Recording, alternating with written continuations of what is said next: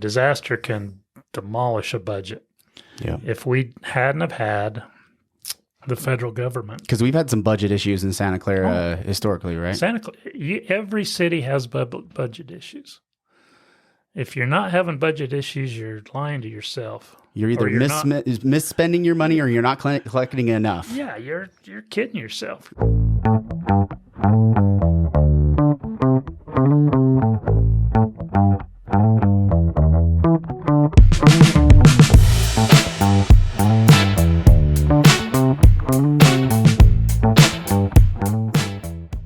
Hey guys, thanks for joining in the 435 podcast. We had a great conversation with Mayor Rick Rosenberg today. I hope you guys enjoy this episode. We talk a little bit about water, economic development in Santa Clara specifically, what the future holds for this small town, in the corner of the county that it really has a lot of heart and soul to it. So I hope you enjoy this, learn a little bit more about Southern Utah's really first city. And if you have any questions, we want to hear your comments. Get into the comments, start leaving some messages. Let us know what you think. And don't forget, we're getting out the vote. Every city has 3 city council seats opened up, which I didn't know that until today. So every city in Southern Utah has 3 city council seats that are up for election in November on the 7th. But you got to get registered. If you're not registered to vote, reach out. Let us know how we can help you do that. Follow us, Facebook, YouTube, podcasts, and the Rock the Vote campaign for the summer. Mayor, thank you for being here. The legal challenges that are sitting out there, they haven't been filed, but they've been threatened with the drought situation, with the lower basin states not being able to agree on the allotment of the Colorado River. There's a lot of balls in the air and a lot of unknowns with that project. At the same time, we're still growing. Mm-hmm. Our water needs are still growing. Our other projects we're kind of burning through those other projects, and it's a big unknown as to how do we make that gap work? Do we start dialing back growth, limiting growth based on what if we're not going to get Lake Powell pipeline? Do we need to stop growth? That's a big question that's out there right now. What do you think? I think that there's a lot of room to go with water conservation, and the Water District has a plan that they could convert all of our reuse water, our secondary water, all of our outdoor irrigation to reuse, so that water right now that we're watering the lawns with could go into providing additional culinary resource.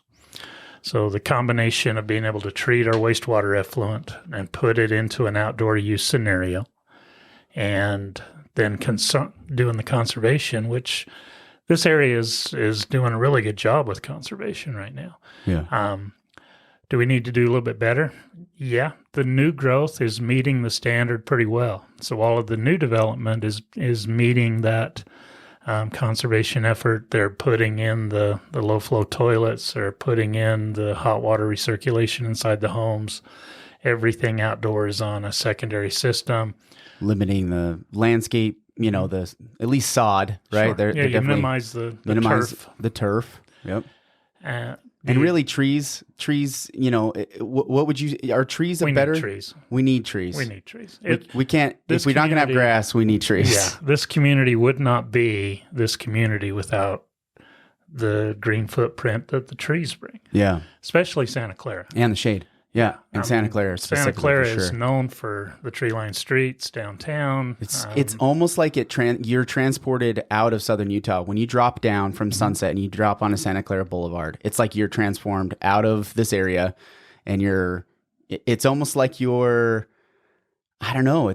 It's like almost back east, like with the cottonwood trees. I mean, it's beautiful down there. The sycamores just offset the downtown, mm-hmm. and everybody remembers that experience when they drive through Santa Clara. And a lot of the older people can remember when they came off Utah Hill before the gorge and I-15 was finished. Mm-hmm. You came off Utah Hill, came out of the desert, and the first thing you had was the tree-lined streets in Santa Clara, and it became an oasis. Yeah. They remembered it coming and going. All of the residents here, every one of them, I would dare say, has a very strong opinion about keeping the downtown as it is. A quiet, almost neighborhood street-like feel. Yeah, especially the trees. I mean, I've been to multiple public hearings when UDOT was talking about widening the road and taking downtown Santa Clara and turning it into what you see now on Sunset Boulevard in St. George. Yeah. And they weren't having it. Yeah, he ran for his life. The end of that meeting, they ended up, and I'm really glad they did. They offered the city the chance. Hey, do you want to own and maintain this road and keep it like you want it? And the city fathers then said yes. Yeah. And so Santa Clara City owns and gets to maintain that road. When we did the streetscape back in the early 2000s, and really brought the curb and gutter and the pavement and the new islands and additional the planters and things like that along the way. Those types of things. Yep. That was a city project. UDOT helped with the funding on it through the MPO, but it was pretty much a city project. We got to do what we needed to do within some constraints. Yeah. We're going to protect that. Yeah. I don't think there's not going to be a person get elected in this town if he wants to come down there and change it. And there's a little bit of pressure to change it. We've got, it's still Old Highway 91. It still accesses Ivans, Western Ivans, the western part of the county. Whenever they have construction in the gorge, seems like all the time. Yep. They have delays down to Beaver Dam, and so people know they can get through, and so they come that way. Yep. So we can tell what phase of construction is going on in the gorge by the traffic on Santa Clara Yes, Drive. and I'm on 91. I live in the townhomes Red Mountain Vistas right across from Movara and Ivans.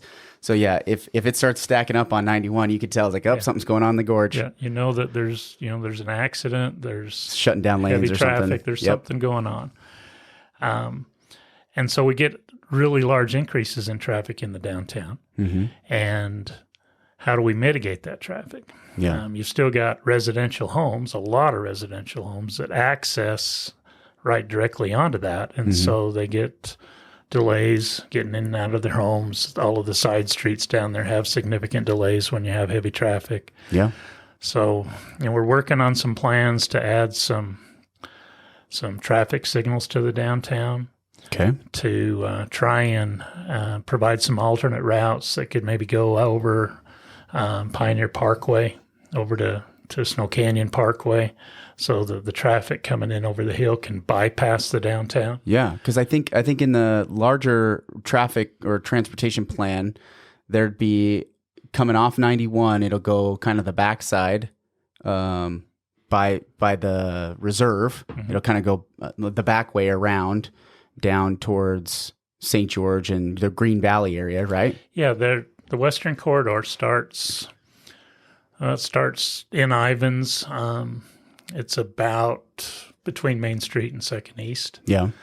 And it'll go west of the city, cross the river over near the Hills subdivision in Santa Clara, and then go up through the BLM, out the old Stookie Spring Road, and then it'll turn and tie into DeVario Canyon Parkway, which ties into Sunbrook, right? DeVario project in St. George, and then eventually down to Dixie Drive.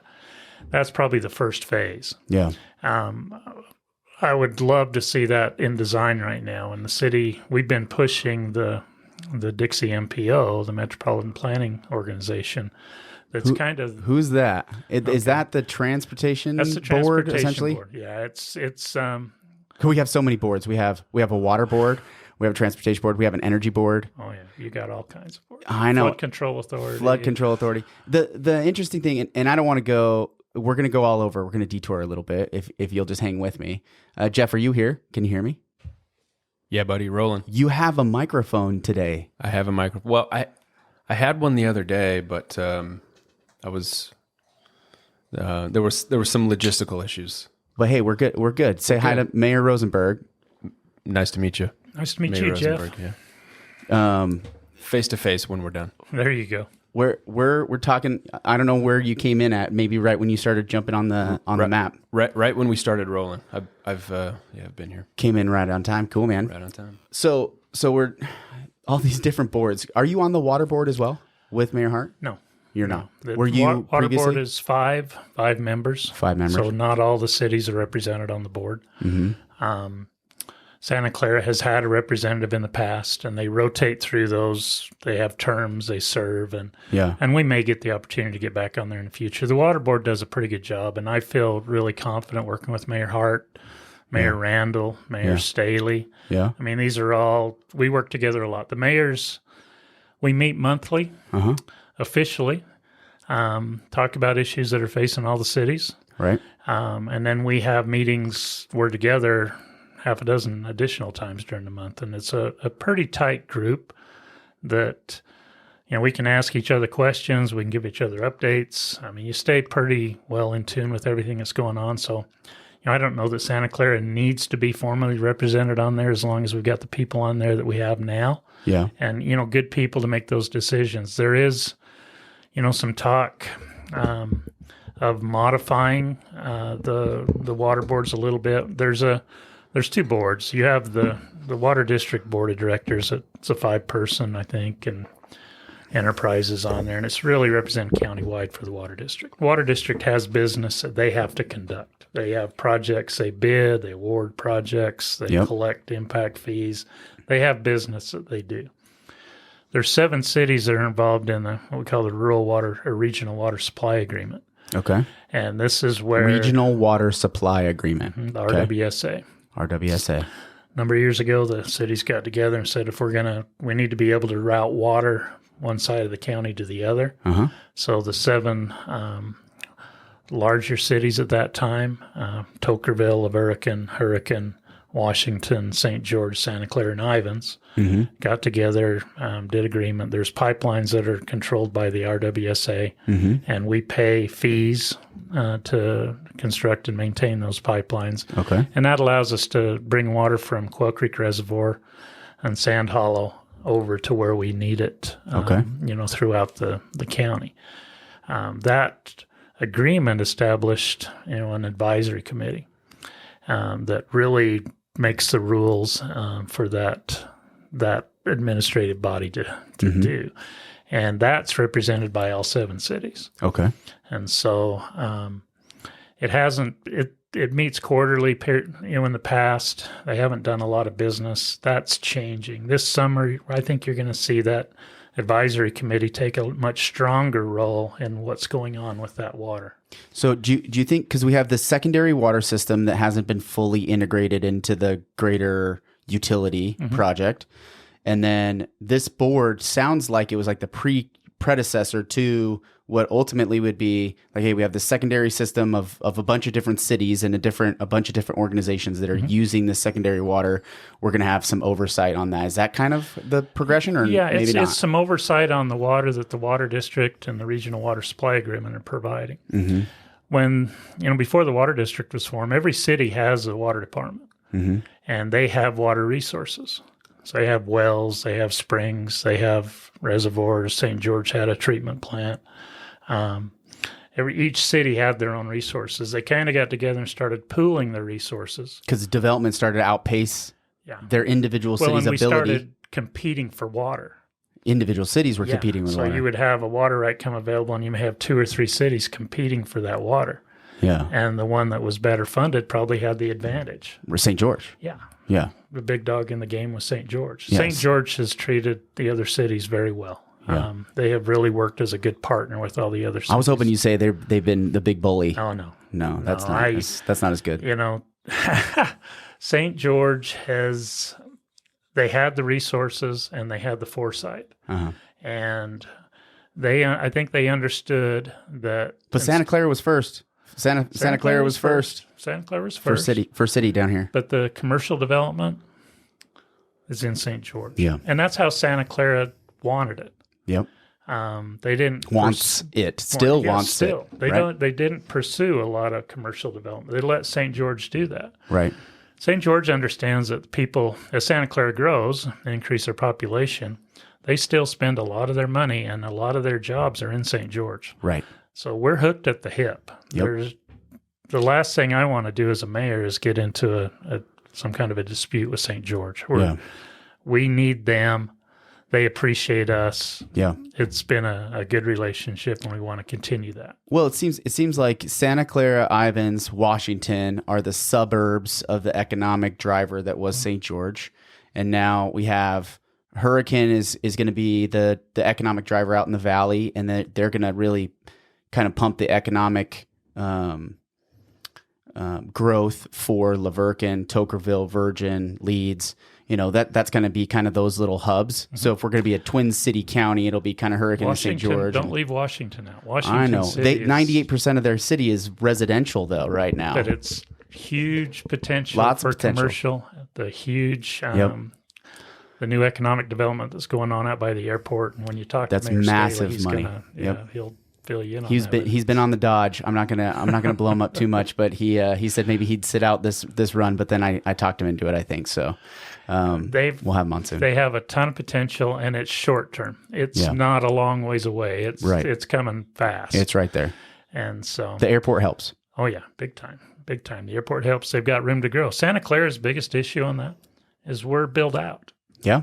Our boundaries are fixed. I don't see them changing. We border Ivins. Ivins doesn't want to give anything up. We border St. George on two sides. They don't want to give anything up. We border BLM on the west. They're a pain in the ass. And they don't want to give anything up. They don't want to give anything. So there was an annex. So we annexed 1,500 acres about 20 years ago. 20 years ago, and then that's where the bike park and the Red Desert Reserve? No, the Santa Clara Reserve. Yeah, the River Reserve, Santa Clara River Reserve is out there, but we call it South Hills. It's 1,500 acres that was established in the lands bill back in the Vision-Dixie process in the mid-2000s. And that property was supposed to be sold. It was identified for sale. The city kind of annexed it because we wanted to have a place where we could continue to grow.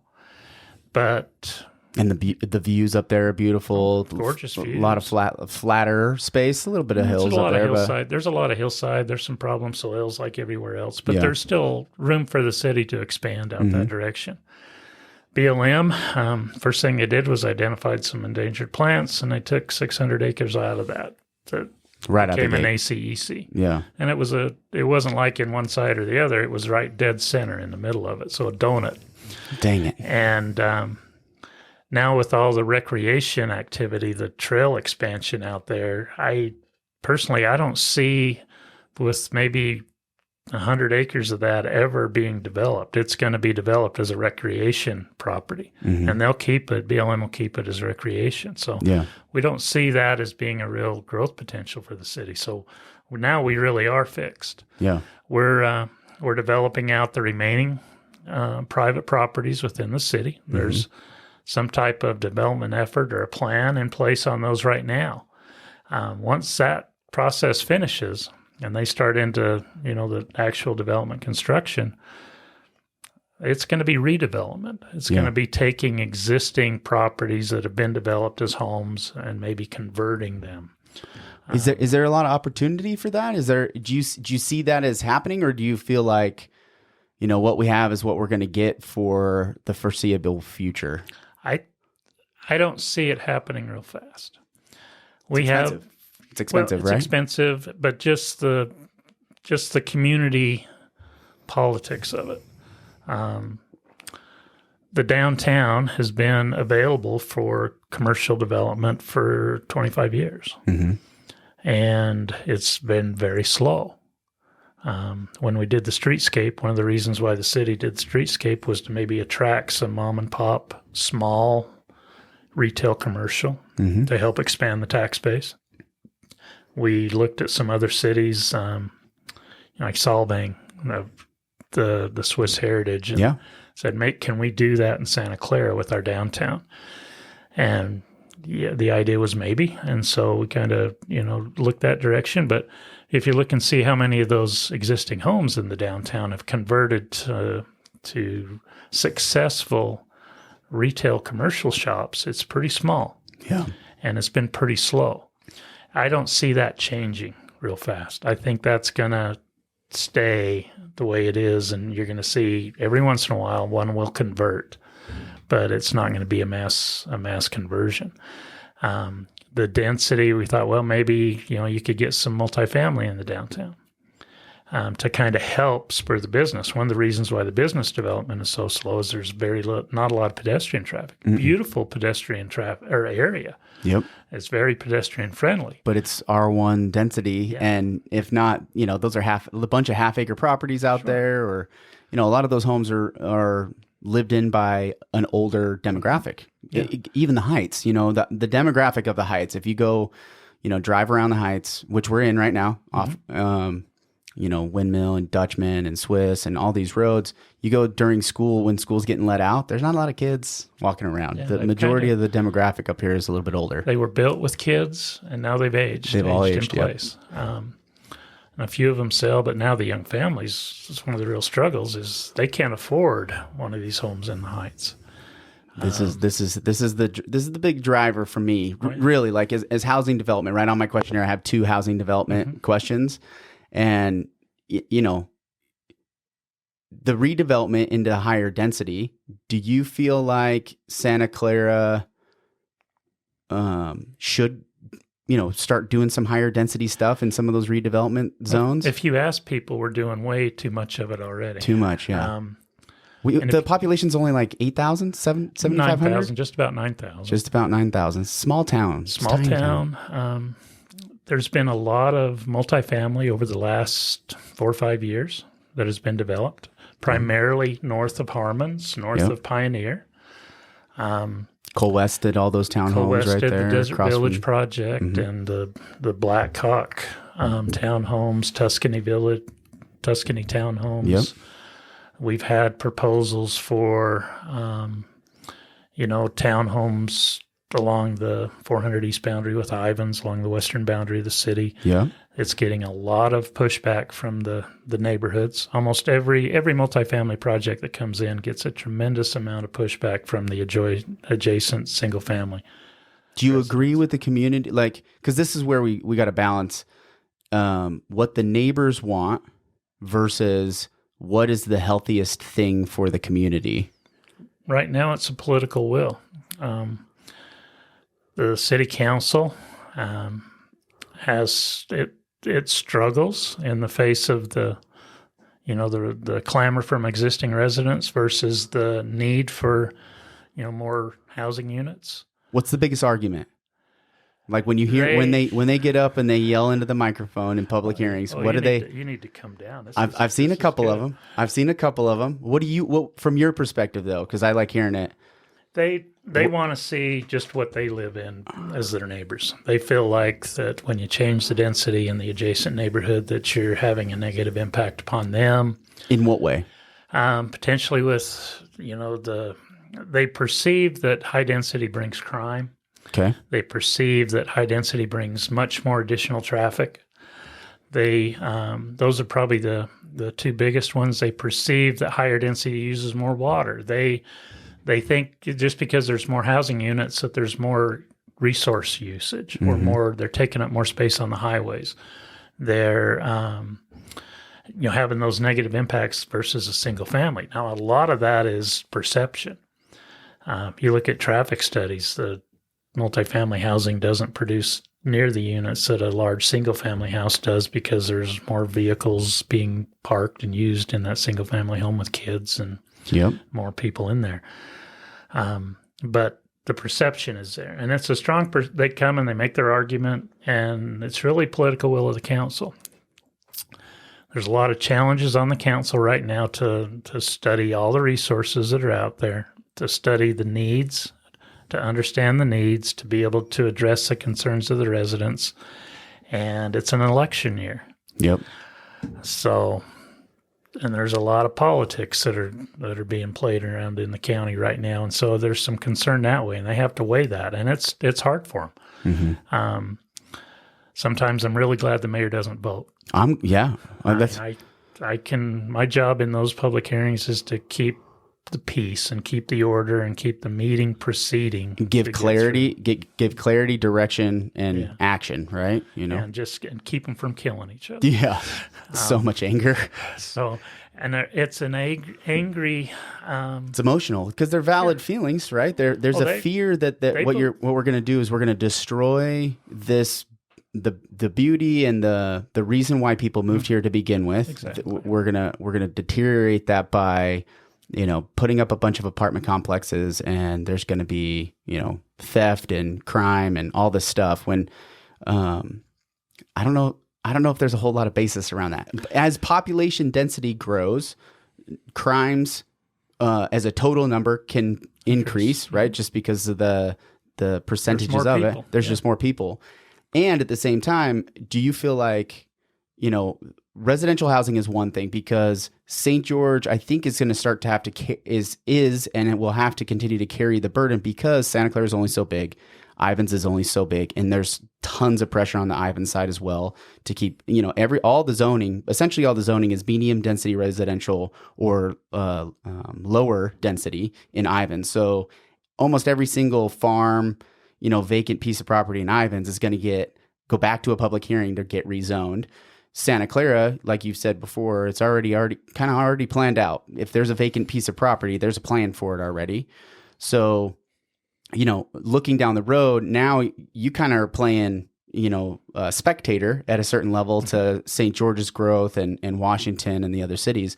So my first question would be, does Santa Clara have the economic base to carry it into the future and not have it not be a burden on, raising the property taxes and things like that? Because if you just do residential, it doesn't pay for itself. It's a net negative to the city. Exactly. Every house is a cost to the city, doesn't gain unless we raise taxes, right? Right. I mean, if you can't develop your sales tax revenue to cover your cost of services that most of these people at the public hearings need. Oh, absolutely. Like requirement, roads, they got to have water systems, flood control, wastewater systems, all that power, all of that. The cost of service. The employees that are working at the businesses that are right down the street that you want to use, because you don't want to have to drive all the way to St. George to get, like going to Ace Hardware and, some of these fundamental things that we put right there, in the development,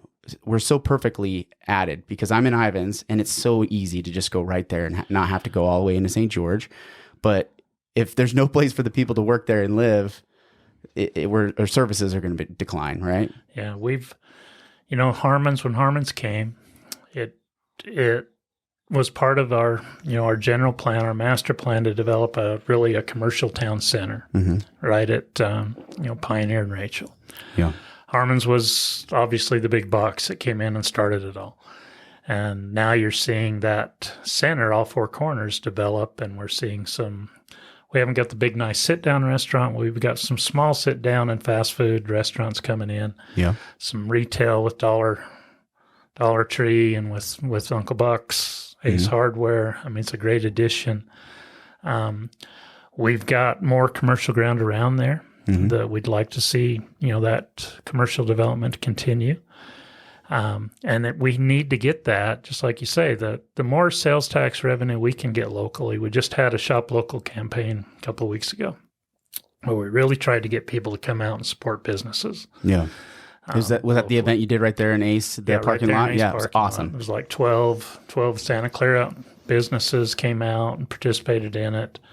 It was something we're probably going to talk about doing maybe twice a year going forward, just to spotlight businesses, just to try and get our own people to be able to shop here. Yeah. And then if we get people from Ivins or get people from St. George, awesome. That's even better. But that commercial center is providing, probably over $1 million of new revenue to the city every month. Yeah. Now, every year. We didn't. You talk about $1 million in a $6 million budget. Yeah, that's a lot of money. That's a good percent. That's new money that we didn't have before, and it doesn't cost us a lot to get it. It didn't, right? So now we have some funds that we can use on our streets. That we can use to improve the parks, to build more trails. Some of the other hot buttons with residents. When we did our last community survey, parks were big, the trails were big, the mountain bike trails were big. All things that are subsidies of the government. Yeah, everything that draws money from your city general fund. They want a strong public safety. They want a fire department that can be to your house in 4 minutes. Yeah, which I think is super important, especially with our aging population on the west side. So they want all these things, but everything there costs a lot of money. Yeah. So the more commercial development we can get, the easier it is to fund that without having to rely solely on property taxes. Yeah. Now, as a city, right now that we're getting some services that are being brought by the new development. As new development goes in, they've expanded roads, they expand the water, the wastewater, the power infrastructure. All the city benefits from some of that. We use some of their impact fees to do parks and trails and to help with the new public safety facilities, new fire stations or new police vehicles. Those things can be helped with the impact fees. As we stop growing, that impact fee revenue goes away. Now we have the debt because typically when you collect an impact fee for power, but when you put in a new power line, it takes a couple of thousand of those impact fees to cover the cost of that. Yeah. But the power line has to be in place for the first one. Yeah. So you have to carry the infrastructure on a note essentially. Exactly. And pay for itself over time. When we stop and there's interest to be bared on that. And as the Fed bonds, changes their rate. And bonds cost money. Interest, we have to make payments. So we have to have a revenue stream to be able to outlive our impact fee revenue stream. The sales tax is basically the big one in there. Yeah. And so I'm really strong on expanding the commercial center. There's some. So we're looking at the map here. So this was supposed to be a pickleball court over here. Yeah, it was a little bit further to the east. It's that other triangle where that one right there was a huge commercial pickleball and restaurant facility. It looked so cool. I thought it was a great idea. But hammered by the public. Hammered by the residents south of Pioneer Parkway. There were banners everywhere. Yeah. Banners everywhere, which is a shame. The developer is withdrawn the pickleball. We're the pickleball mecca of the world. It's like one of the fastest growing sports in the entire country. And we would be like the epicenter of it. But instead, St. George will be the epicenter. St. George will be it, or it'll go to Arizona. It'll go to Arizona or go somewhere else. So what is the new plan there? Do you know? They're in talks with IHC, so we may swell. We may get a regional clinic type facility. We haven't seen any plans on it. We haven't seen anything formally. We've heard. Not great for sales tax. Talks. Not a lot of sales tax coming off of that type of facility. They still want to do commercial on the remainder piece between that site and the Harmon store. And so we'll still get some new commercial there. I'm still hopeful that there's some apartments that were part of their original plan that would help with that affordable housing component. This is a true apartment project. I'm hopeful that they keep on that path as well. So, the interesting thing, I was talking to Mayor Hart about this, and affordable housing, a project on the front end to build, a new construction, affordable housing. We subsidize these things for, somebody that's in the lower AMI or the lower median income. And then once they decide to sell it, it goes back to market value. Unless there's a restriction. Unless there's some restrictions on it. Now, if it's an apartment complex that's managed by one individual versus individual investors, now they're just rentals, kind of like the Coal West development. It's all townhomes. They're just rent townhomes only. That's part of their business plan. Yeah, that project was platted as a townhome. It can be sold. Each individual unit can be sold. Okay. They chose, after they started construction, to basically they would rent them, lease them. Yeah, which I think is a good financial move. If I was the developer, I would pick that. They're right from what I'm hearing right now. They've got a lot of vacant units in there. And so we'll see if and their rents are fairly high. It's not what I would call affordable housing. Over 2,000 for 2-bed, 2-bath. Yeah. That's what I was quoted. And I'm like, that's insane. I think a couple things, it'll be interesting to see what happens. I think the rents are going to come down. Yeah. And at some point in time, they may elect to make some sales. Yeah. We'll see. Yeah. Go to the north, if you can pan up to the northwest. Solis and...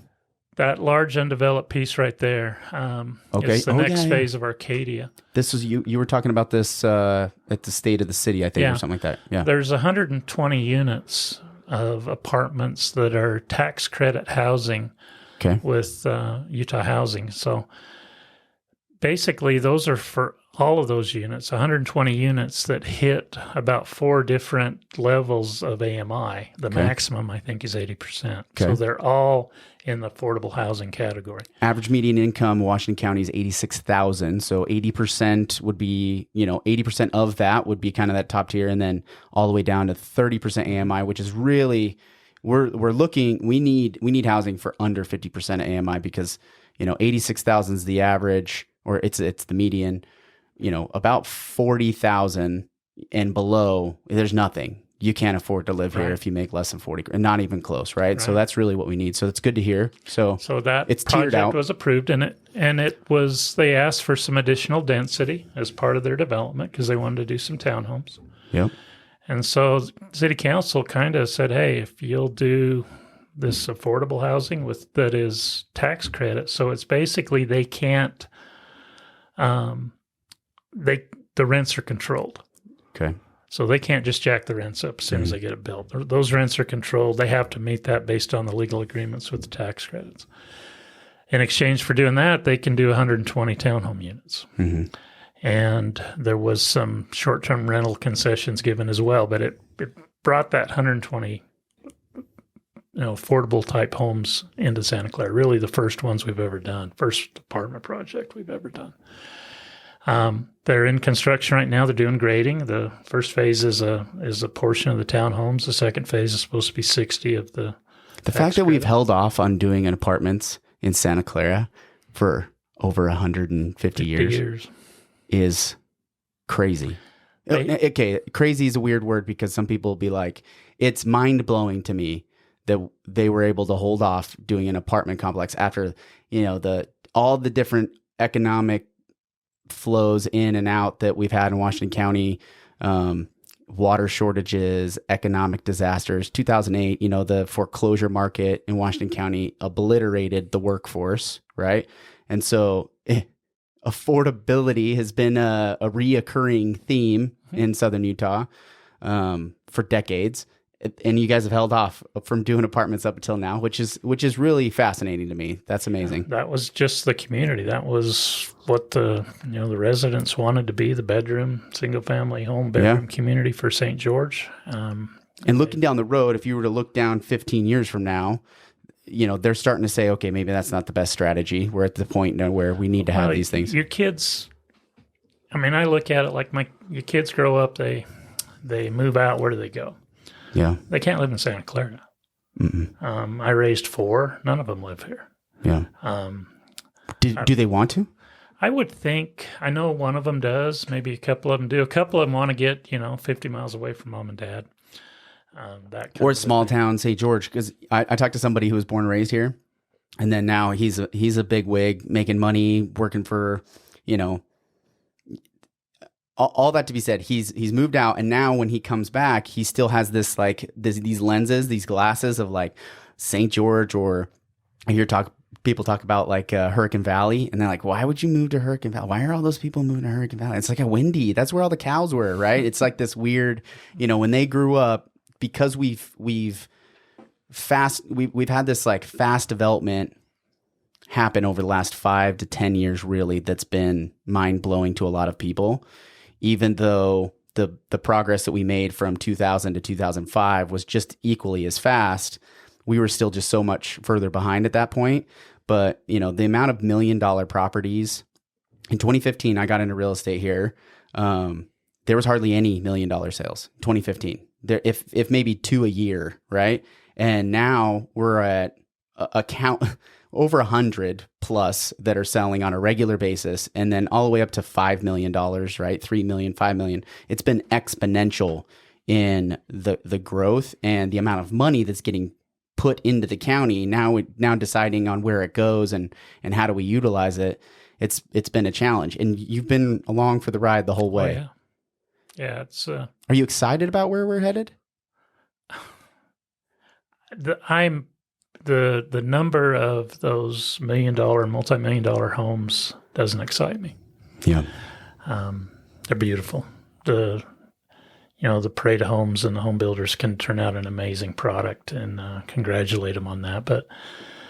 But those homes they don't build a lot of community. That's a good statement right there. I want to sit on that. They don't build a lot of community. They get a lot of community out of those types of homes. They're relatively they have money. They're demanding. Some of them can be service oriented, but they typically aren't. Most of them are part-time residents. They're not here all the time. Yeah. They employ people to help with their place, which is great. That may put landscaper to work and the parade of homes. The parade of homes used to be a representation of what people could afford. Mm-hmm. Now it's the opposite. Yeah, with the exception of maybe the home the school district puts in it. I'd love to see a parade of homes to go back to what people could afford. Well, so you're part of the Southern Utah Home Builders Association. I got Stacy Young coming up. He's coming in tomorrow, actually, because we're going to talk a little bit about development in the private sector and his perspective outside looking into the government and how we're operating. And is there talk about that, or is it, hey, let's do even more awesome houses? The parade of homes kind of is like buying a movie ticket. Yeah. You buy the ticket, you get to go to the 25 homes or however many they've got in there that are 30 being built by some amazing builders, and the trades, the development of the trades in Southern Utah has been really amazing. That's one of the really cool things is that we have some craftsmen down here that can produce an amazing product. Yeah. And if you're in the market for Jensen those and types Sons, of homes, those guys, oh my gosh, immaculate. They do beautiful homes. Three homes out of 31 were under $1 million. One at like 969. So essentially 3 homes in the parade under $1 million. Ivory showing up the way Ivory has always done it. 730, biggest home builder in the state, and they're like, hey, let's give you a reasonable house to look at. I'd love to see, but at the same time, you got to look at it. Where would you build them? Yeah. All the properties that are out there right now are setting up for this market of homes. Yeah. If you did say, okay, we're going to do a 20 home parade of homes and it's going to be under 500,000, where would you build those 20 homes? Because I'll bet you can't find 20 properties that would, sustain that. Yeah. The median ground. What was the median, Jeff? We just looked at it. What's the median price right now? 7. I'll look it up. Yes. I got to look it up. Yeah, 689, I think, if I remember right. 689 is the median, right? So even if we were to just say, okay, let's just go to the median sale price, there's properties out there for that. There's for sure properties, new builds that I think we could get there if the market was willing to sacrifice profit, but that's not going to happen. And would you get the attendance to that parade that you get to this one, because it is a show ticket? So is it profitable? Is the parade of homes making money? Well, it brings in year to date median. Just a correction, year to date median sale price was $505. In the month of April, it was $517. Average was $621 in April itself, and then year to date, so the last 4 months, $602. That's the new normal, truthfully. And would you have? The Parade of Homes right now is an event.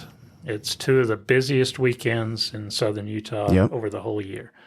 Hotels are full, restaurants are full. Yep. People come down here from northern Utah and all across the country now just to do the tour. Yeah, it's a destination event, tourist destination. They're not going to come and buy the homes. Yeah, but they'll come and do the tour. and see all the cool features. Some people buy dream the about it houses. for a little bit. Some people do. Most of the parade homes are sold before the parade even starts. This year, not so much. I heard only like about half of them were sold before the parade. Still, 50% is sold before. So it's pretty good. There were still a couple homes from the 2022 parade that weren't sold yet, which was interesting. Because the guy, and I can understand it, doing a parade home on spec is risky. It's rolling the dice. That's a lot. And we shifted fast. The market shifted fast. There, so, it'd be interesting to have some type of a spotlight for the affordable, but I don't know if you need it, because if you produce an affordable product, it's going to get swooped up quick. Absolutely. You don't need to advertise it. It sells itself. Yeah, it's going to sell itself. So, you probably don't need to do one. So it's a showcase, right? It's a showcase of builders. That's what the Parade of Homes is. And the builders, if it's profitable, if they can sell the product that they're building, why not show off what they can do at a tune of $4 million or $3 million or $2 million or whatever it is? It'd be interesting if we could do some incentivizing to show what they can do on the lower end. Yeah. It's like, show me how creative you can get. Yeah, get them to start competing with themselves like they compete on the upper end. Yeah. For the lower end. I like that.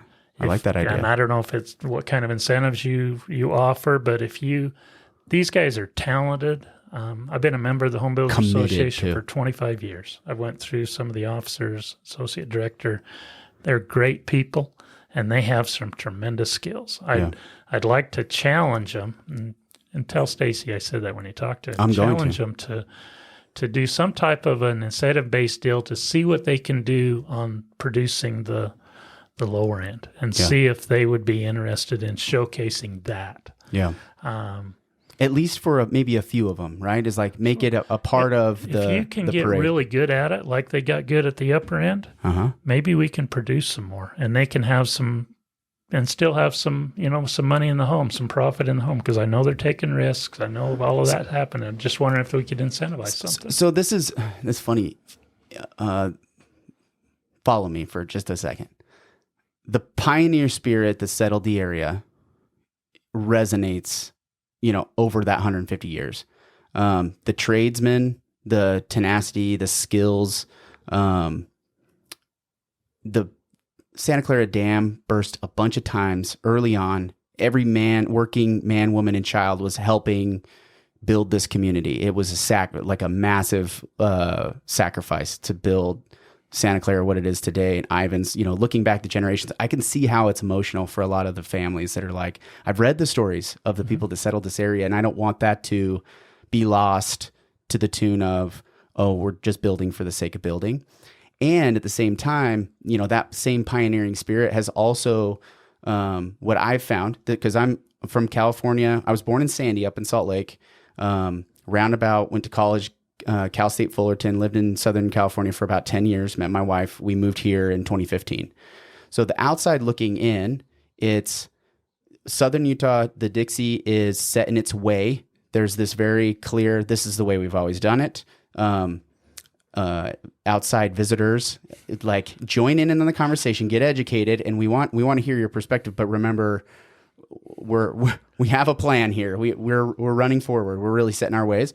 So at the same time, I've talked about different ways of building foundations on settling soil, and new technologies that have emerged over a short amount of time, where you bring them up and they're like, oh yeah, I've never done that. I have no idea. And then there's no interest in learning those things. So we're not on the building side. It seems like innovation is stalled, partly because everybody who builds here has been building here and developing here for the last 30 to 40 years. Am I right? Is that a fair assessment? Or do you feel like innovation is happening? Because you're an engineer. You've kind of been a trailblazer in that development space for the decades past. Is there innovation coming? There's innovation. It's been coming all along. They keep up with the national trends as well. You see that in the architecturals, in the just the appearance of the building, because you can see what happens. Maybe in Southern California and Vegas, it comes in here, filters in here. Yeah. You see it in the finished product. And we've got a lot of builders that have come in. A lot of the older builders that I started with, 30 years ago, have gone either multi-generation or they've kind of retired and taken a step away from it. And you've got a lot of northern Utah builders and a lot of outer area builders that are kind of filled that gap, and they've found the niche, the Ivory Homes, the Cold D.R. Horton. D.R. Horton. You've got a lot of nationwide and regional builders that are really looking hard at St. George right now, that market. It's definitely been discovered, and they're here building, and they're being successful. There's still, the Dixie spirit, what you were talking about, is still alive out there. We see that, when we do have a disaster, when we do have an emergency, the biggest issue we have in a disaster as a public is trying to keep people out of the way for a minute till we can respond. The fire at St. George, everybody goes. Everybody was there watching. We went up to Netta's Knoll to look out over. And I got a bunch of responses like, hey, thanks for not going down to the street as where the fire was raging, right? Stay out of the way. When we had the flood in 2011, they were here before the emergency responders could get there. We had people, we had to hold them back at the entrance to the city because they wanted to go into the flood area. And the dam is still, draining. And they came with their buckets and their shovels and their cleaning stuff. They're here to work. They're here to work. I love that. And that is honestly my favorite part of Southern Utah is that we do have a community that cares. I mean, I was in that morning. I was at Salt He's got Lake. a shovel. Look, they're standing there with shovels. They're ready to go. They're ready to go. They needed something to do, and so one of the biggest things we have to do as community leaders is, okay, how do we give them something to do where we can still do the emergency response that we need to do, and then get them in there, and then track everything that they do, so that if in the event that does have a disaster comes, that we can get credit for that and reimbursed on our match and stuff like that. That was my neighborhood. Those slides right there I live just around the corner from that cul-de-sac. Those people were very good long-term friends when that thing broke, and it was a super emotional event. Something that I just assume not do again. We can, and we've done a bang-up job this season because we've had a ton of rain that's just saturated the ground, that's sitting there in the sandstone and in the sand because we have a sponge, right? So as much as we seem like a desert that isn't holding on to water, we're actually holding on to quite a bit of groundwater as it rains. It doesn't just, in some cases, it just runs off we have this, but Santa Clara for sure, river, whatever you guys have done in making sure that it flows and is flowing to a healthy level. I mean, was there worry about damage this year? When we had the snow, clear back in December, you could see the snowpack was growing. It was growing very quickly. And there was a lot of concern. I work with the Flood Control Authority, and I helped get it organized after the dam break in 2011. Actually the first project the Flood Control Authority did was help fund the reconstruction of the dam. And every year we spend about $1 million on the river system and on the detention basins and on the regional flood control facilities. What we typically end up doing is we take that $1 million that we collect and we work with FEMA grants and NRCS funding, and we can almost multiply it by 4 times. Wow. So we can take $1 million and turn it into $4 million on the ground. And we've been able to construct probably $37 million worth of projects since 2011. And when you see what the streams are doing now, the Virgin is still running fairly high. Santa Clara's pretty well done its course. We had very little damage on the Santa Clara, a little bit of damage to the Southgate Golf Course that's been cleaned up now. And we've done some mitigation down there, and we're going to continue to do some more. The Virgin, when it recedes, we'll find some damage. But for the most part, I did an interview with Salt Lake Tribune the other day, and I said no houses fell in the river. Yeah. I said we couldn't say that in 2005. No. We couldn't say that in 2010. Yeah. We couldn't say that in 2011. Yeah. This year we had probably the biggest snowpack on record for later in the season as it ever went, and we've been able to mitigate that runoff thanks to some blessed weather that came just what we needed, just the way we needed it. An answered prayer. An answered prayer. I'm gonna let anybody forget the fact that the governor did that, and I think we all were there. Me and my sons, we went outside. We raised our hands in the air. We said, "Please, Lord, give us rain." We had 260 days 2 years ago, 260 days straight and no rain. I don't know if there's psychological damage to lots of rain and no sunshine. There was some psychological damage of only sunshine and never looking at a cloud. That was wild. And, right now we've got, groundwater or soil moisture is really high. Yeah. The reservoirs are all full. Yep. Which is a reprieve. So they say it's a reprieve from the long drought that we're in, right? It's a 1 year cycle. So we'll see what happens next year. We're going to hope the same thing happens next year. It'd be great, but that might not be the case. May not be the case. So we'll take advantage of everything we can get. But it's that preparation, that 10 years, 12 years of preparation is what made the rivers perform the way they have this year. Yeah. Well, kudos to you and the teams that have done it, because I was honestly a little nervous. I was looking at the flood maps. I'm like, they got developments over here in these 100-year flood areas. I don't know why they put houses there. Everybody should have been nervous. Yeah, especially the ones that were living in those flood-prone areas. But we dodged a bullet this year. We'll keep those efforts going, and that's really what the communities, in my mind, what the communities should be doing. Yeah, is we keep doing our work. Every year, every day, you're going to go out and you're going to do public works projects. You're going to bring on new water systems. You're going to develop new power. You're going to improve your flood control and your drainage.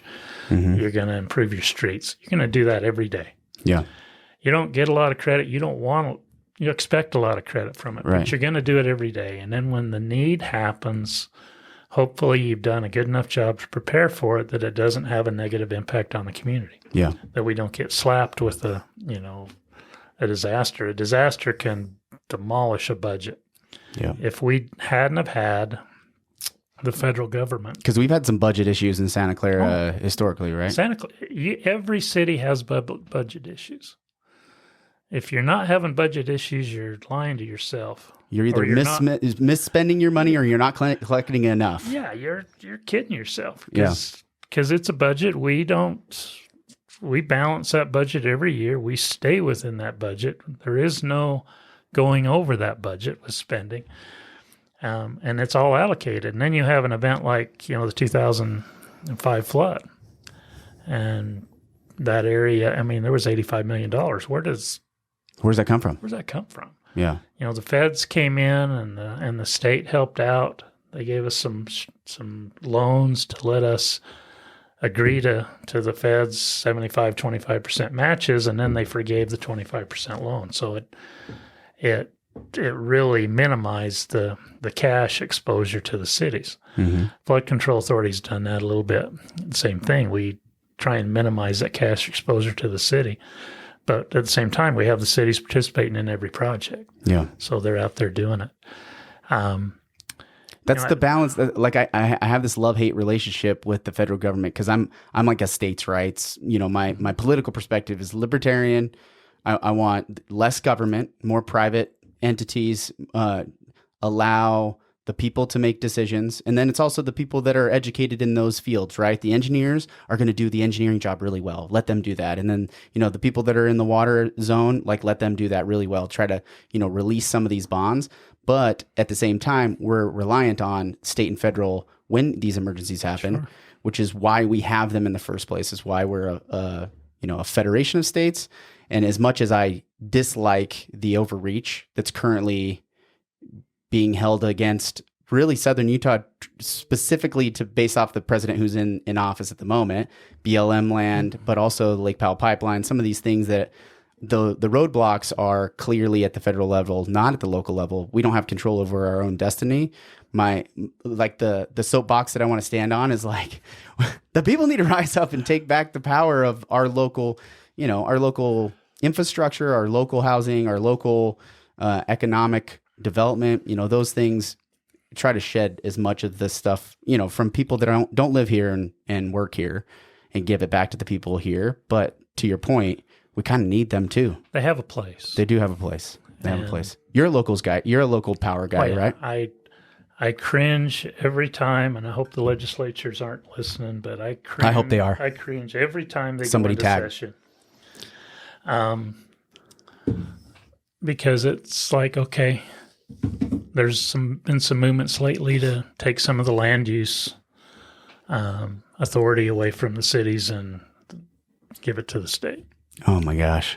I kind of cringe. I think, okay, so take the land use and give it to a private company. How about that? Or a private individual. Or let so you guys are going to hold the public hearings for zone changes. I mean, maybe that's a good thing. Let everybody go up to the legislature. Oh my gosh, right? But as far as those types of things should be community driven. Mm-hmm.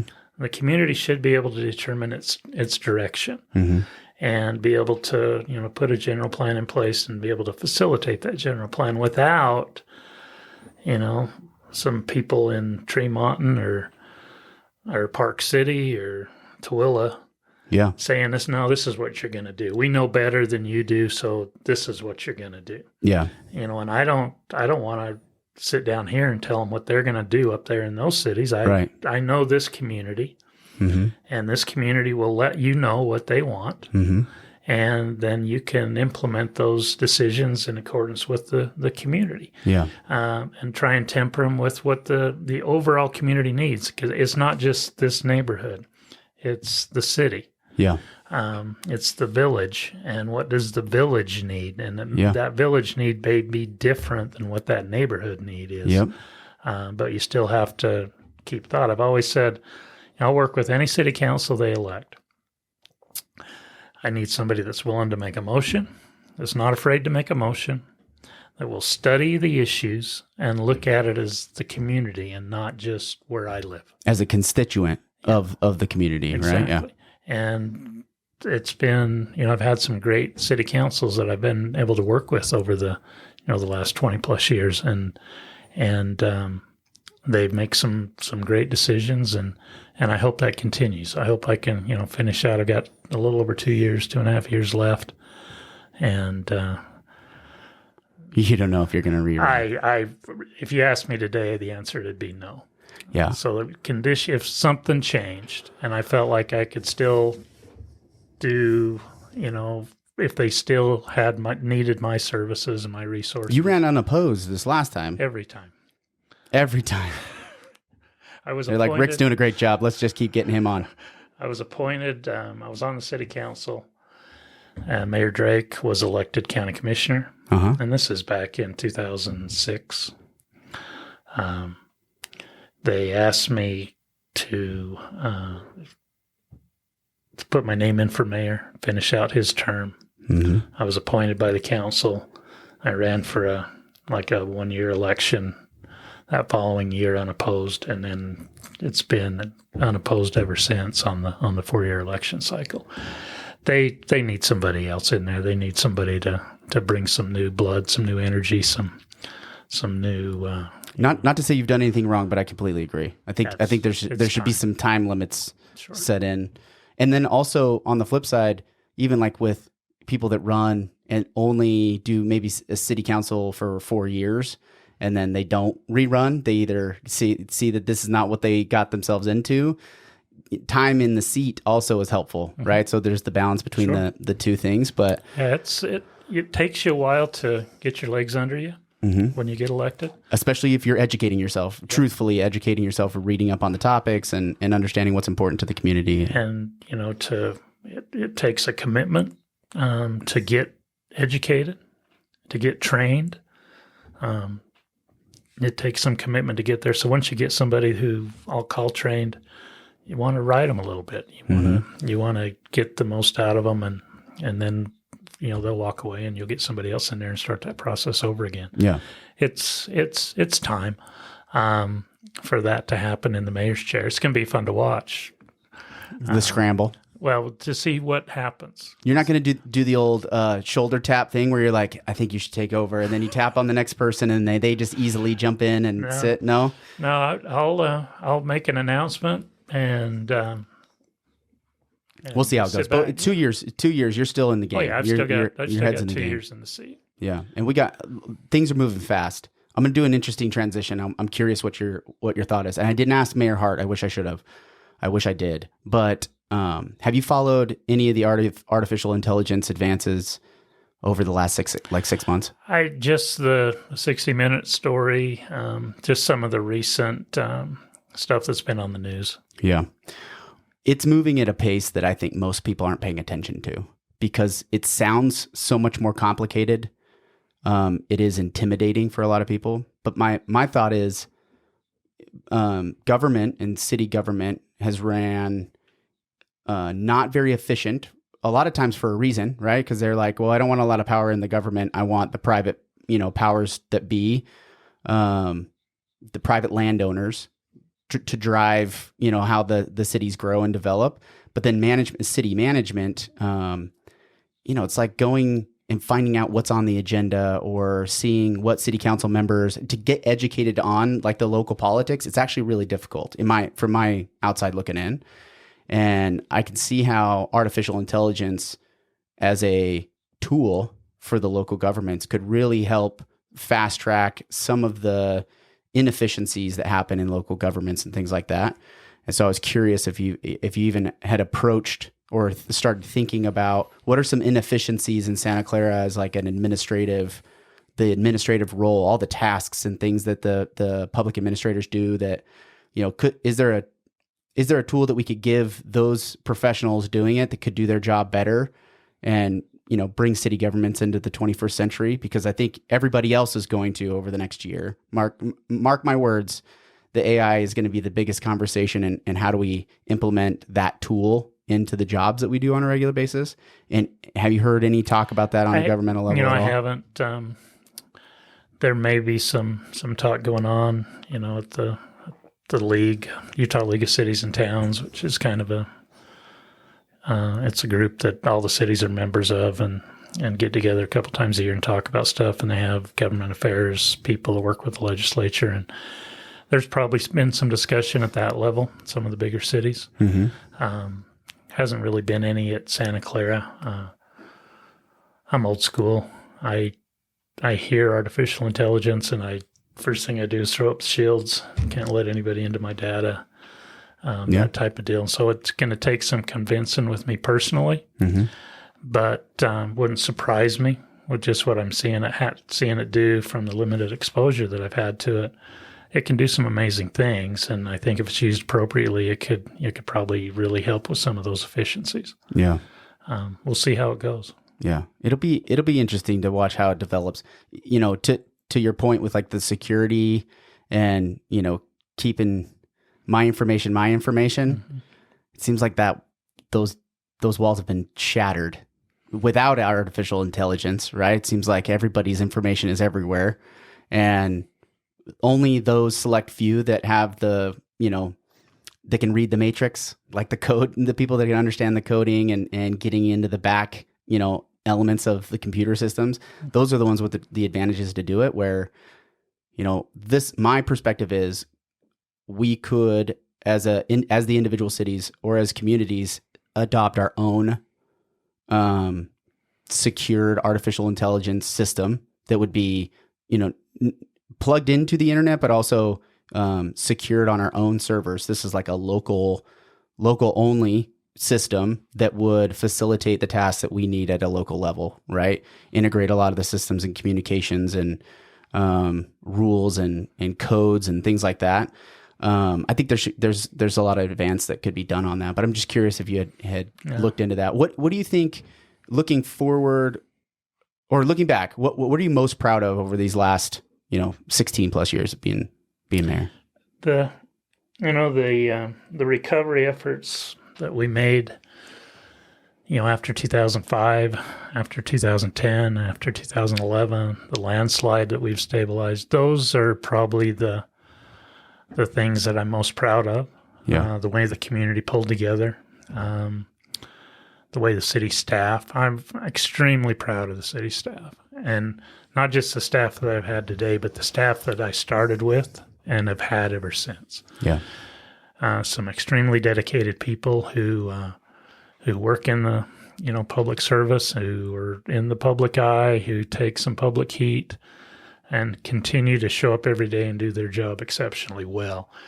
We have a public works staff, for example, that I've worked with a lot of cities over my career. 40 years since I graduated from college, I've worked with cities on public works projects. That's what I do. Engineer, yes. So you're a civil engineer, right? Civil engineer. Yeah. So I've worked with dozens of cities, and I've seen how their city staffs function. And I've seen the kingdom building that can happen within a city staff where I'm the power department. That's all I do. I'm the water department. We're the most important. Yep. Santa Clara city staff isn't like that. You have such a small staff that they have to know how to do everything. Yeah. They have to be cross-trained to go. One day they're out there doing flood response. When we have flood response, parks, power, water, streets, administrative, they're all there doing it. When, we have issues with trees getting damaged or keeping the storm drains clear or working with the landslide or working with diversions, everybody does it. Yeah. There is no, that's not my department. That's your job. Yeah. That doesn't get said at Santa Clara. That's awesome. And it makes it easier for me because I know now that I've really got a bigger staff than appears because these guys can do a lot of different things. They have some tremendous skills, and I really appreciate that. So I'm proud of the staff. I'm proud of the projects, the restoration projects that we've been able to do. I'm proud of the utility system. The fact that we don't have a lot of power outages. Yeah. When I first moved down here, during the summertime in particular, that was 2 or 3 times a week that the power was out. And the power was out for hours. And you recognize and notice that in the summer down here when it's 100 degrees outside. And you look at the reliability of the power system right now, and it's tremendous. And there's been a lot of work going into it, a lot of redundancy that allows them to make decisions with the circuits to balance the loads. The addition of the generation station. We've got 4 generators out there. We can generate 9 megawatts of energy ourselves. How much energy does Santa Clara use? During the peak summer, it's 18 or 19 megawatts. So we could probably roll. We can handle our winter load fine. Yeah. So if there was something major that happened, we'd be able to, at least in Santa Clara itself, like in the city boundaries, you'd be able to kind of do a rolling blackouts through the town, but you'd still be able to get power to everybody every day. Yeah.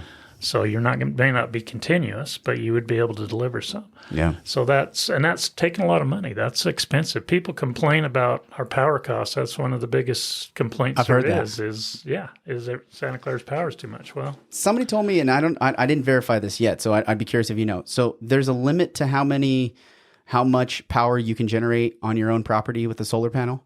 You have nine We're looking kilowatts? I think it's 8 right now. It's 8 that you can. So there's a city ordinance that says you cannot generate more power than more than 8. And why was that there to begin with? Because we were afraid if you understand the power market, we buy power from. I do not understand it. It's like a Goliath. It's complicated. We buy power from 10 or so different resources. And it's daily, right? You buy contracts. Okay. So somebody builds a new power plant. You give them the opportunity to buy into the power that plant generates. So you make a commitment, okay, we're going to buy 2 megawatts from that plant. So now we have base load of 2 megawatts. We're committed to that. We're paying that whether we use it or not. Okay. So we always want to use it. So now you stack those up and you kind of look at it. Okay, my summer peak is 18 or 19. My winter peak may be 11. Mm-hmm. I want to have that base load being used all the time. And so maybe I'll buy 10, and I know that 10 is going to be used all the time. And then I put in some other things like maybe the city generators that when I need more than that 10, I'll fire up the generator and generate to fill the gap. And then maybe I'll fill whatever remaining gap I have with the market. So I'm just going to go to the market and buy that. On a daily or weekly basis? Daily, hourly. It's really an hourly basis. So you got that base. If you all of a sudden allowed unlimited solar, and this has been back when solar started kicking in, and we developed solar policy. Early 2000s. Yeah.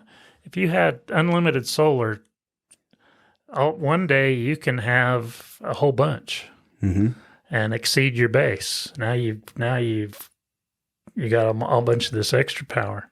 The next day you may not have any. Right. And so it's not reliable when I need it. It comes on when the sun's shining for those periods of the day, and then it goes away. And if the sun's not shining, it's not there.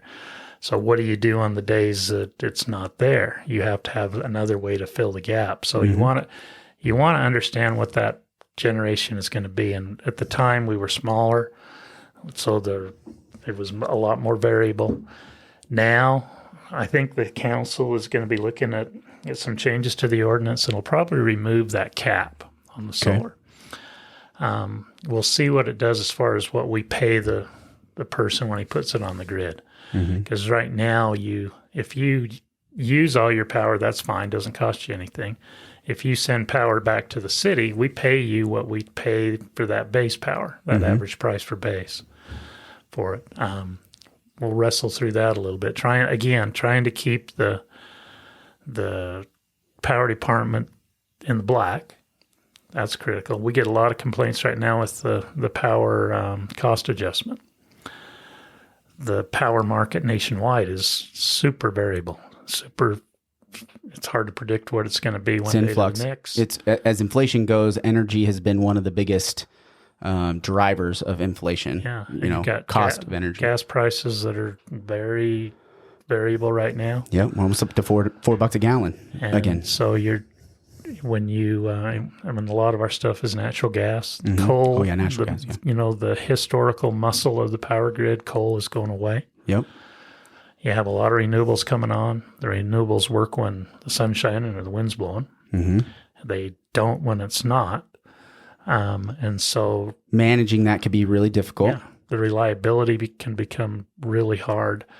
And what happened is you had the national market power prices went through the roof with some of the ice storms in Texas, the fires in California. Yep.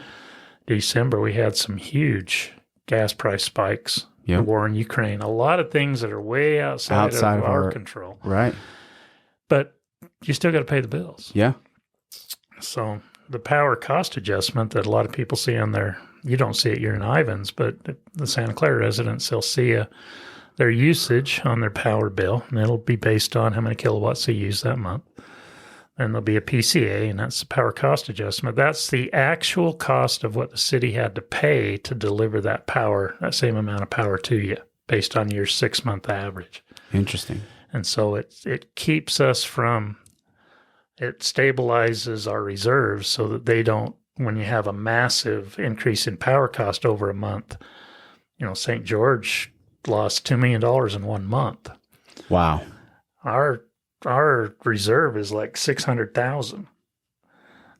So we're protecting that reserve. If residents have got a better idea, I've looked at it 3 or 4 different ways because I don't like it either. I'm paying same thing they're paying. There ain't no breaks when you're an elected official or work for the city. There's no discount for how much power you get. You pay the same thing everybody else does. So I get hit with that, my normal usage, and then I get hit with that PCA. It's a matter of understanding what that PCA is for and what happens if I didn't collect that PCA. We would basically default on our bond covenants. And then our bond rating would drop, and the interest we paid on all of our bonds, including streets, water, wastewater, our ability to expand our infrastructure in the future would be extremely hampered. We came close in 2008, 2009 to violating our bond covenants because of the economy. Because back in those days, sales tax revenues dropped off. People stopped touring here. Our tourism industry started to dry up. You had all the economic conditions hit. Well, the city was in the same boat. We had loans that we had made prior to the recession that had to have payments made. We tried to jump in and restructure those, and we were successful in restructuring several of those bonds to where we were able to extend them and lower the payment so that the property tax revenues could more cover those payments. And we made it through that process, but it was extremely hard. Is that when you guys kind of, you and Ivans decided to share fire and... It was after police? that. It was after that. Okay. After that. But the bond, I got called into, Bank of Utah's office in 14th story in Salt Lake to basically open the kimono and tell him how I was going to pay that loan back. Yeah. I'm not going to do that again. Yeah. But we're going to plan ahead for that. Yeah, there is no way that I'm going to do that again, nor would I expect any elected official to have to do that again. Yeah. We will protect those reserves, and we will make our payments, and we will live within those bond covenants. And if they want to impeach me or throw me out of office, there you go. Somebody else can do it, but it's not going to happen on my watch. Yeah. So, one thing that really helped us after was when we did merge the police and fire with Ivans. I mean, we basically doubled our service, in my opinion, for about half the cost when we did that. So we were able to put a very professional police and fire departments in service and improve the quality of service. Instead of doing residents. A subpar of two of them for two different cities, you do... marginal on both. We combined them and raised the caliber of the department and the service to residents and saved money. In the process. And we did it with the court as well. So all three of those have been working really well. Now do we have issues with them? Sure.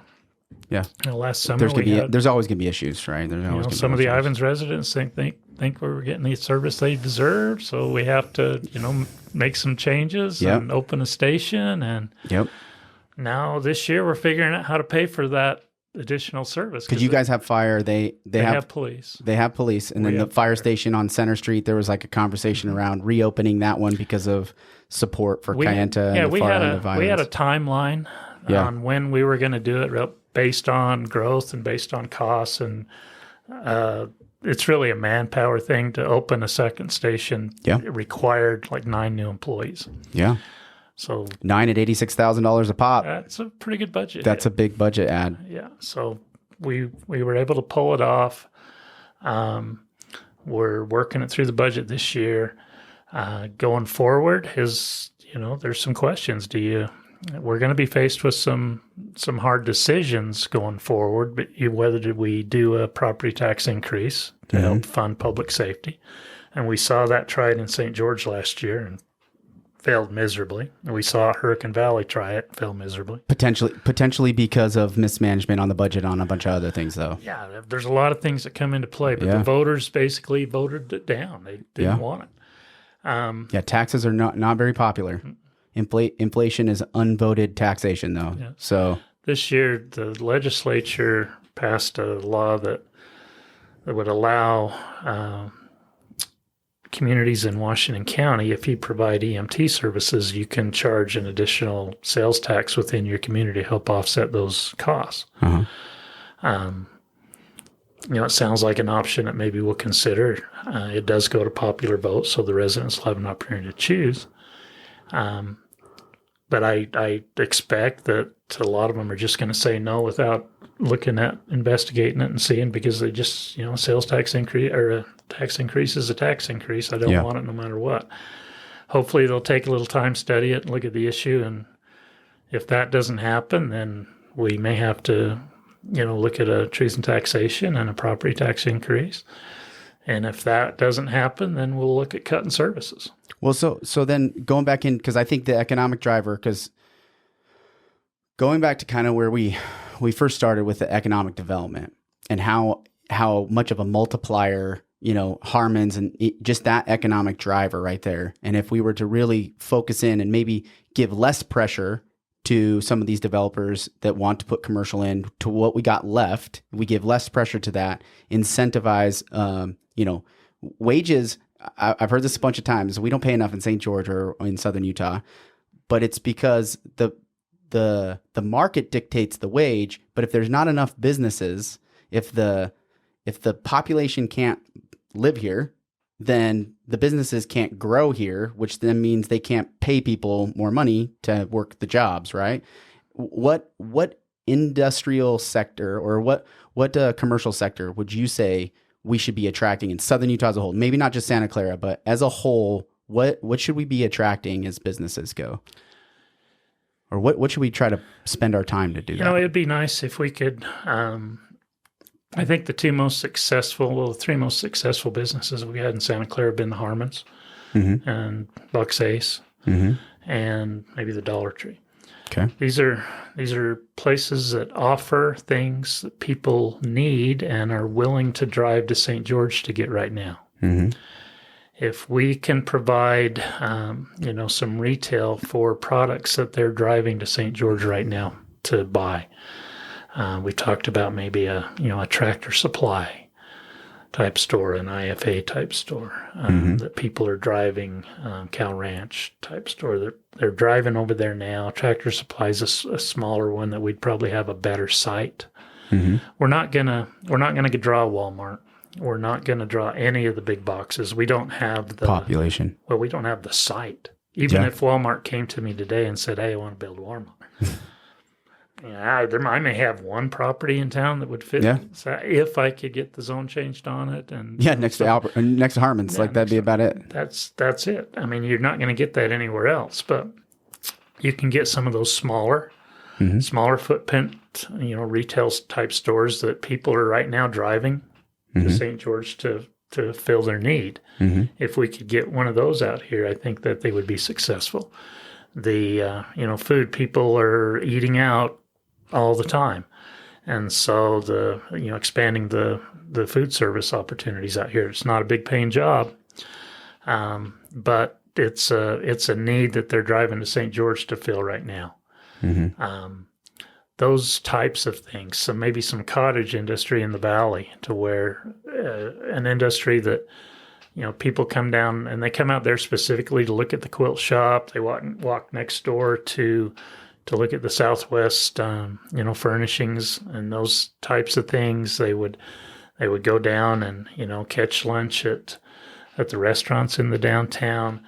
It becomes a destination, and the downtown could be, I think, a great destination for those types of businesses, bakeries. Mm-hmm. Maybe expansion on the flower shop. I mean, those types of things that people enjoy, the experience of going to. I think Santa Clara has a good opportunity to attract that. It's going to be really hard for us to attract any kind of major industrial. We just don't have the site for that type of stuff. Possibly, some tech. There's a project right now that's looking at the valley that I would call. When you say the valley, what do you mean by the valley? That Santa Clara Valley is basically the Highway 91 frontage through town. It's the valley. Okay. So you've got the properties that are vacant along Santa Clara Drive, or redevelopment of, purchasing an existing home and converting it to a new development property is an option down there. It's been slow, but it is an option. There's zoning for it and some things that way.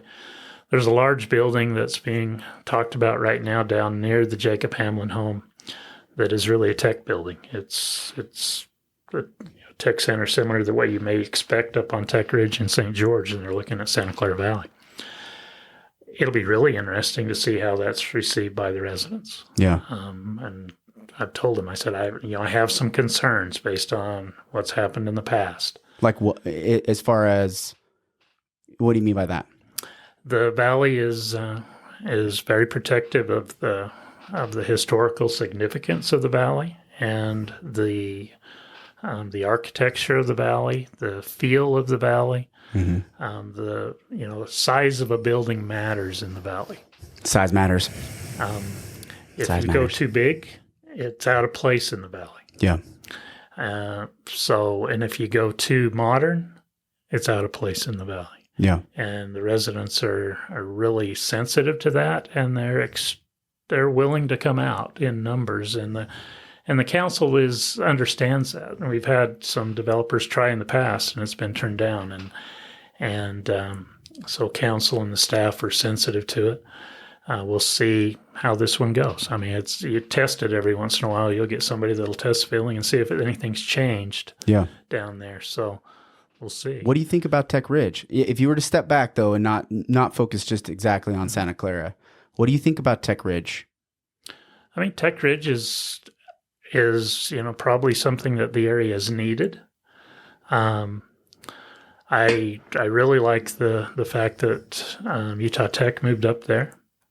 And Dixie Tech's up there. So we got Dixie Tech, different than Utah Tech. That's Dixie all right. Tech, that they're there now, and that you've got that education component up there, and busy, and Printer Logic, and some of the Zonos, Vasion. Printer Logic's changed their name, but you have Zonos, Vasion, Intergalactic is planning on going up there. So you've got those types of industries that employ a lot of the the younger generation, more computer savvy generation. They're looking for some work living space close. Yep. That's in that plan. I think it's got 500 apartments headed up there here shortly within the next year. Need. You have this need for that type of development. And I think Tech Ridge is going to do a pretty good job of filling that need. They're doing a probably good enough job that Santa Clara won't get a lot of that. Yeah. And we don't have the place for it. Yeah. So, Santa Clara economic development going forward is, expanding the Harmon's Corner, retail outlets and restaurants, trying to expand our sales tax there and in the downtown. And, those are going to be the two primary hubs because that's all we've got. Yeah. Black Desert is coming in, and they're proposing a large commercial venue in the Black Desert that is in Santa Clara. Okay. And so I wasn't sure how much of that was going to be in Santa Clara versus Ivans. have the Ivans one they're building now. Hey, we pull up the map. Kind of the residential side. The Santa Clara is a lot of the commercial side with entertainment venue and restaurant venues. Now they haven't submitted any plans, so this is just conversations with the developers. Yeah, so over on that on the east side, I guess, west side of the lava flow, north of Pioneer, right, like right in there. Is that what you're talking about? North of that, even north of that, it's the next one up right there. You can see where there's that vacant spot between Lone Star Barbecue and Taylor Built Homes. That's the Lone Star Barbecue's in a neighborhood. Yeah. That's cool. Taylor Built Homes. There's kind of a vacant corridor between those two. Because there's going to be a road that's going to go right in there. That's Hamlin Parkway. Yep. Hamlin Parkway turns, and then it goes up into Ivans. And then just west of where the arrow is right there is kind of where the Black Desert, resort is going to be. You can see the lighter gray lava. They're planning a big commercial venue in there with entertainment venues and further to the east and a little bit south in the lava. Keep going. Oh, west. Right there. Oh, yeah, east. Yeah, right there. You're going to see a relatively, if the developer gets to do what he wants to do, he wants to, propose a large entertainment venue with a lot of restaurant, type venue there. So potentially significant commercial sales tax revenue for the city. Yeah. We'll see. Like I said, no plans have been submitted to us yet. They've been talking about bringing something in. We haven't seen anything, so it's all just talk on the street at this point. But that could be a third commercial hub. The one in Black Desert, the one at Harmon's, and then the old 91 frontage in the valley are really the three. Yeah, and then that kind of rounds out Santa Clara as a whole as town goes. I love Santa Clara Heights. I think whoever developed that or the groups that did it, because it doesn't feel like a typical suburban, every house looks the same. There's time gaps. It's like, oh, these houses were built in the 90s. Oh, these were in the 2000s. Oh, these are, but it's one of my favorite neighborhoods. It was built in smaller phases, like 20 lot phases over time. And it was local family owned property, and the local families converted their property into developed lots and sold them. So it's not like today where you have a builder that goes in and does a subdivision and then sells the lot and then he builds on it. So all the homes take on the personality of that builder. Yeah.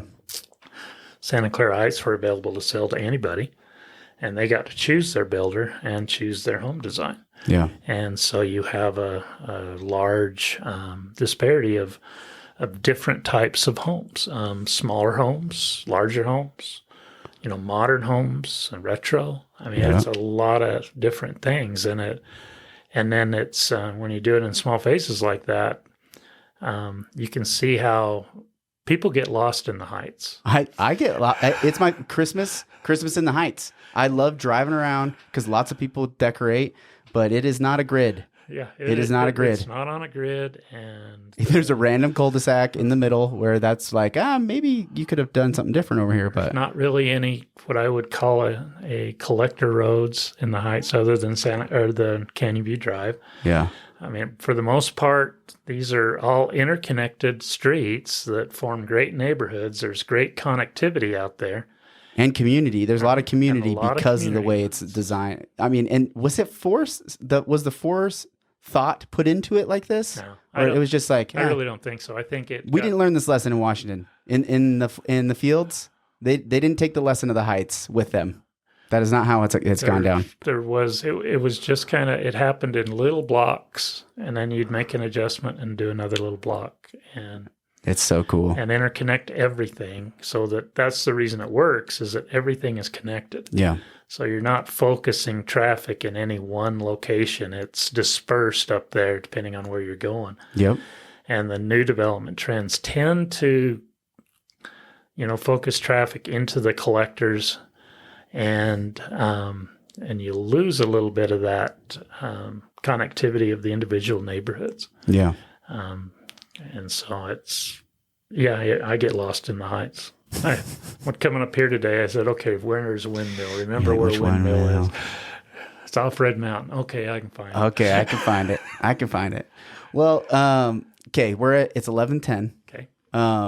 Anything else you want? Anything that drives home to you that's important to you that you feel like you need clarity on, or the people should have clarity on?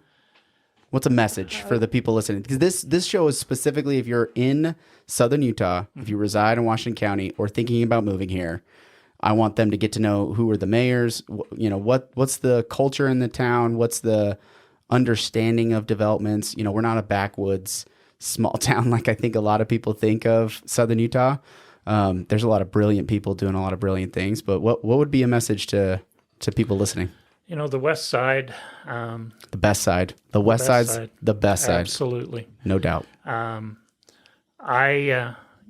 loved living in Santa Clara. It has been a great place to raise a family. So that message out there first is that the schools, the churches, the community, the events that happens within the community, the recreational opportunities, particularly the outdoor recreational opportunities. If you're looking for that, then Santa Clara is a great place, and it's off of the beaten path a little bit. It's I-15 doesn't go through Santa Clara. Yeah. You have to get off the freeway and then come find it. Yeah. And once it has so much history, one of the oldest communities in southern Utah, and you can, if you like history, if you like pioneer history, there's a lot of that in Santa Clara. The Swiss Days event that is every September. I love it. If you want to understand Santa Clara, come to Swiss Days. Yeah. The fact that most of the people that come to Swiss Days have relatives that were here at some point in their life, and they come back. Yeah.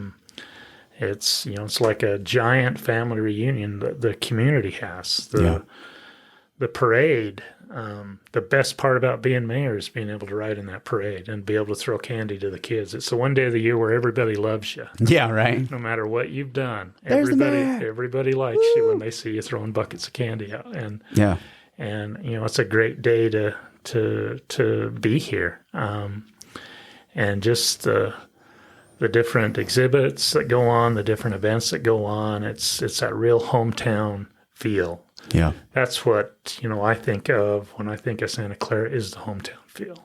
Yeah, I would agree. And so. Sweet. Well, hey, come see it. Thanks for being on. Okay. I appreciate your perspective, and I hope everybody watching gets a little bit more perspective on the town and what it's about. But thanks for being here. I think that's it, man. We'll wrap it. Good luck with stuff. Thanks, man.